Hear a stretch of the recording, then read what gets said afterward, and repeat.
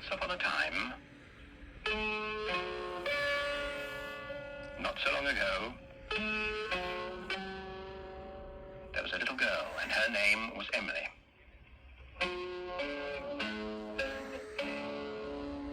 And she had a shop. There it is.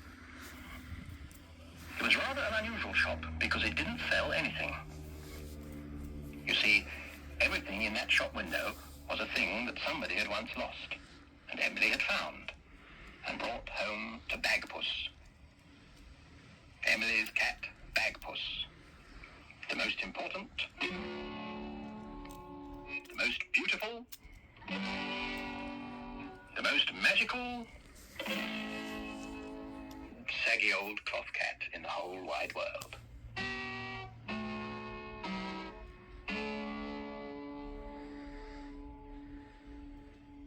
Well now, one day Emily found a thing. And she brought it back to the shop and put it down in front of Bagpuss, who was in the shop window, fast asleep as usual. But then Emily said some magic words. Bagpuss, dear Bagpuss, old fat furry catpuss, wake up and look at this thing that I bring. Wake up, be bright, be golden and light. Bagpuss, oh hear what I sing.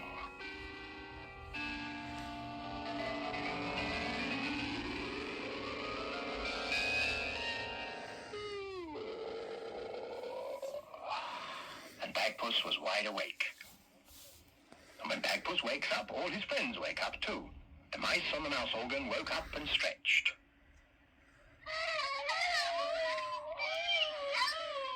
Madeleine, the rag doll. Gabriel, the toad. And last of all, Professor Yaffle, who was a very distinguished old woodpecker. He climbed down off his bookend and went to see what it was that Emily had brought.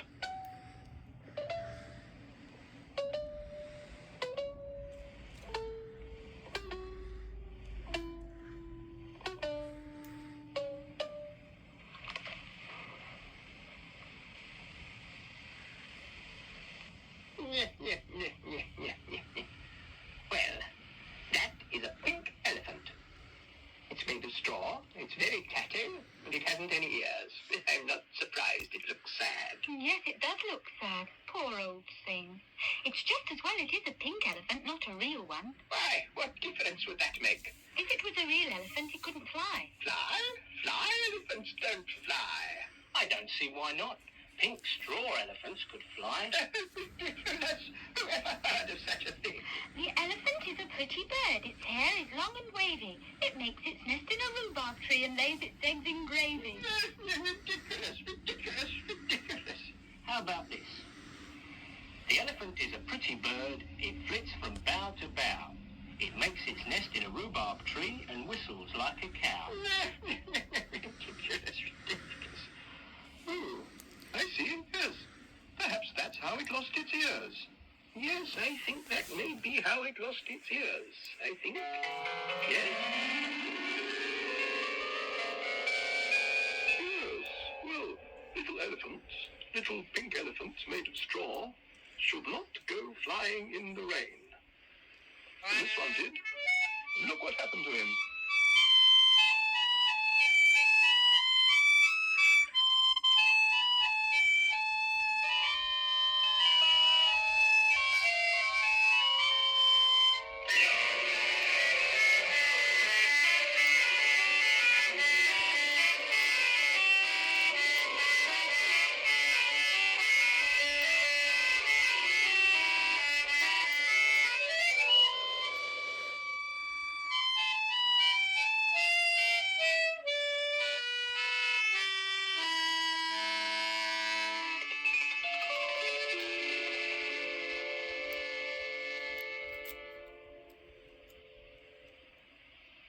What a sad story. That poor elephant all alone on a desert island. Oh, poor elephant!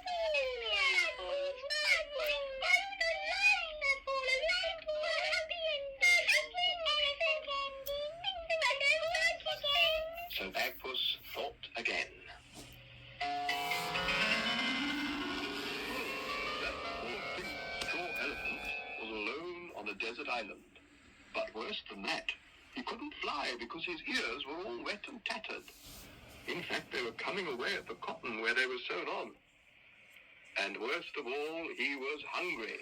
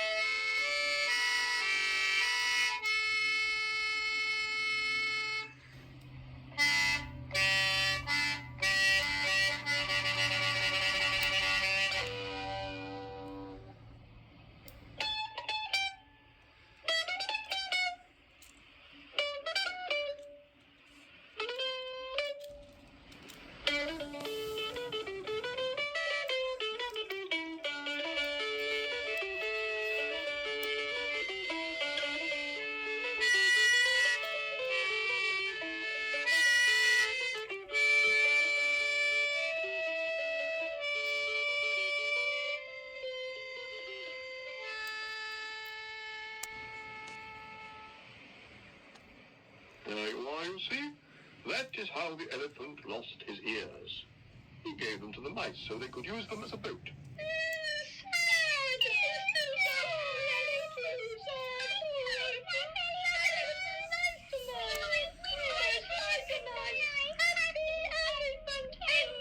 Oh, yes, yes, of course. I'll think some more.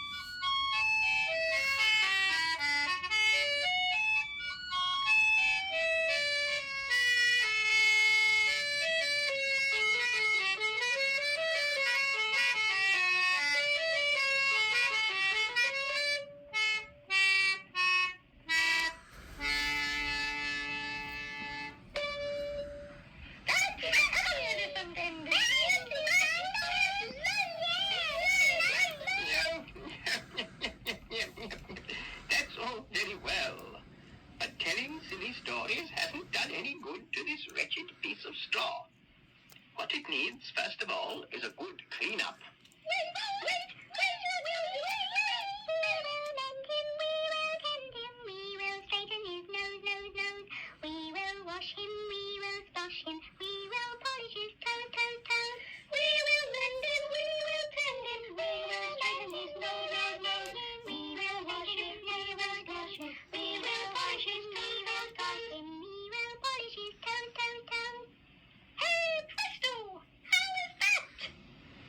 Oh, that's much better.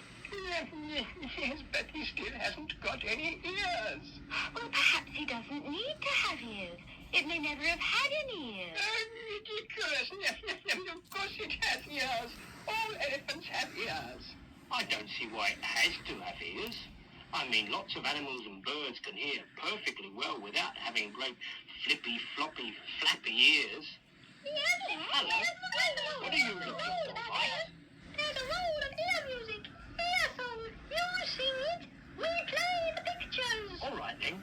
Where is it?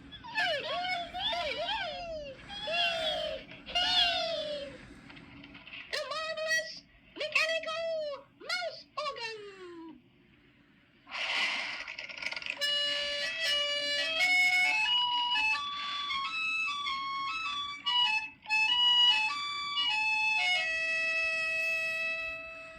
What on earth is that? I know. It's a bird. It is a lark. But the ears. Of course, that is what the song is about.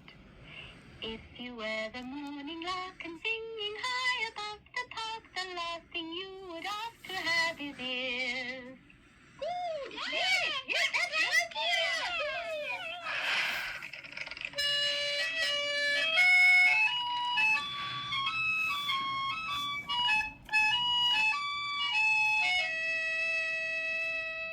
Now, what on earth is that supposed to be? I know. If you were a garden snail and lived below the kitchen pail, the last thing you would say you'll have is ears. Ooh, yes, that's right.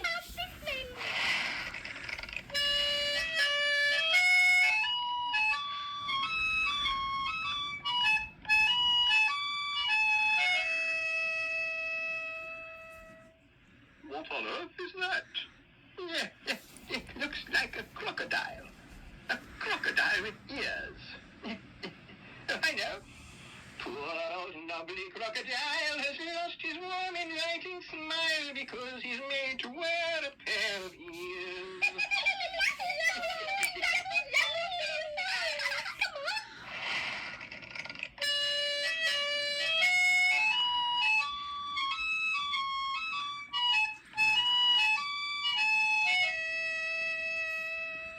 That looks like a fish. No, it's a dolphin.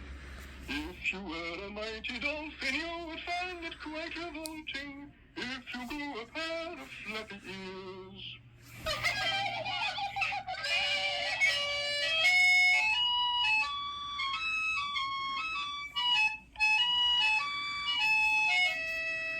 What on earth is that? I think that must be a person. You know, a bloke. You couldn't call that odd broker a shipping clerk or stockbroker because he wears a pair of hairy ears. That will do. That was a terrible rhyme. Odd bloker, stockbroker. And it hasn't done the elephant any good at all. Now, mice, the elephant is your friend. You must decide what to do about his ears. We leave the decision entirely to you.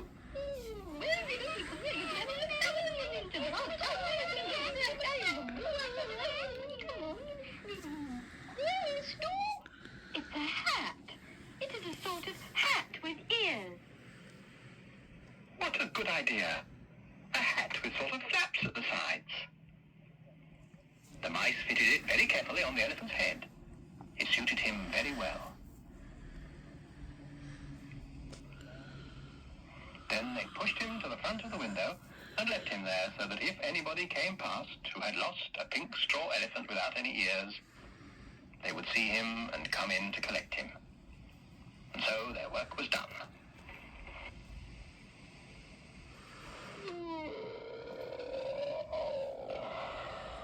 Bagpuss gave a big yawn and settled down to sleep.